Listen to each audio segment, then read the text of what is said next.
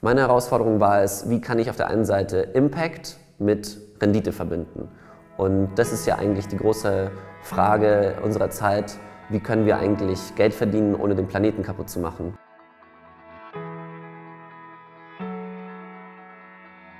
Wie bin ich eigentlich zu dem Thema Impact Investing zu Bonventure gekommen? Um ehrlich zu sein, wie die Jungfrau zum Kind. Wir haben im Jahr 2003, 2004 Bonventure gegründet und ganz früh dann den Erwin Stahl als Geschäftsführer und Mitgründer gewonnen. Ob ich denn nicht Lust hätte, einen Sozialfonds zu managen? Damals kommend aus dem klassischen Beteiligungs- und Venture Capital Bereich für Technologieunternehmen.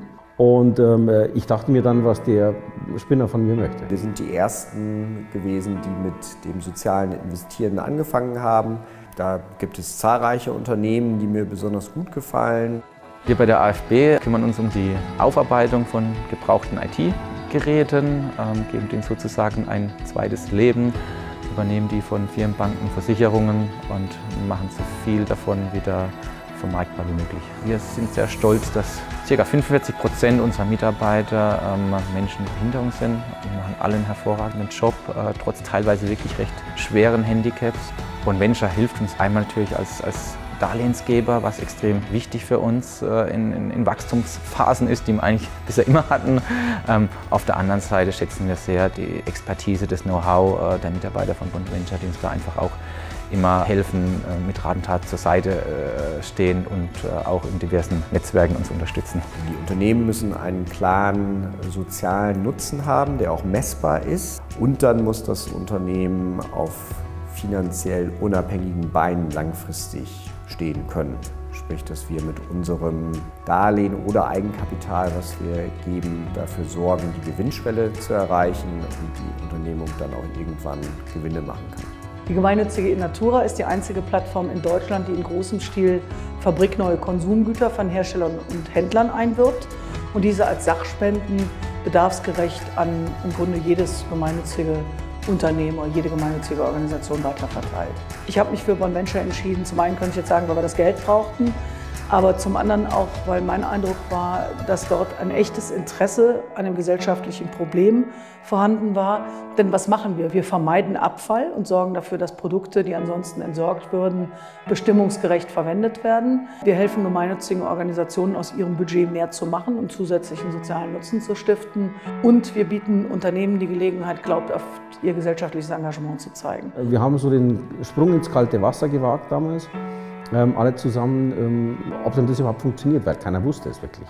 Bonventure hat es eben geschafft, genau das zu beweisen, dass man in spannende Unternehmen investieren kann, die helfen, ein soziales oder ökologisches Problem zu lösen und gleichzeitig eine attraktive Rendite zu erwirtschaften. Die Idee zur Emmy hatten wir 2014 und die kam daraus, dass wir uns Gedanken darüber gemacht haben, warum denn keiner von uns aus dem Gründungsteam jemals auf einem Roller saß. Ein Roller ist eigentlich super praktisch für die Stadt und deswegen haben wir gesagt, ja okay, irgendwie wäre es praktisch, immer mal wieder Zugriff auf so einen Roller zu haben, aber nicht unbedingt, dass das gleich mit der Hürde verbunden ist, sich dann einen zu kaufen. Und so kamen wir auf die Idee, überhaupt Elektro-Roller-Sharing anzubieten. Wir haben jetzt über 180.000 Kunden. Wir haben im letzten Jahr über 1 Million Fahrten zurückgelegt. Das sind natürlich alles Kunden, die zum einen an die Elektromobilität auch so ein bisschen rangeführt werden. Vor allen Dingen sind es aber Kunden, die lernen, dass es eben nicht mehr die maximale Freiheit ist, wenn man ein eigenes Auto besitzt, sondern wenn man Zugriff auf möglichst unterschiedliche Mobilitätsdienste hat. Zusammen mit Bonventure wurden wir wieder viel klarer in der Fokussierung. Wir sind einfach ein sehr professioneller Investor, der die richtigen Fragen stellt, manchmal vielleicht auch die unbequemen Fragen stellt, aber damit uns einfach auch wieder hilft bei der Fokussierung und dementsprechend dann uns wieder erfolgsversprechend aufstellt. Ich habe mich da vom Salus zum Paulus ein bisschen gewandelt. Vorher keine Ahnung von sozialen, ökologischen Dingen. Für mich macht mittlerweile ein Investment keinen Sinn mehr, wenn ich die Impact-Dimension nicht beachte.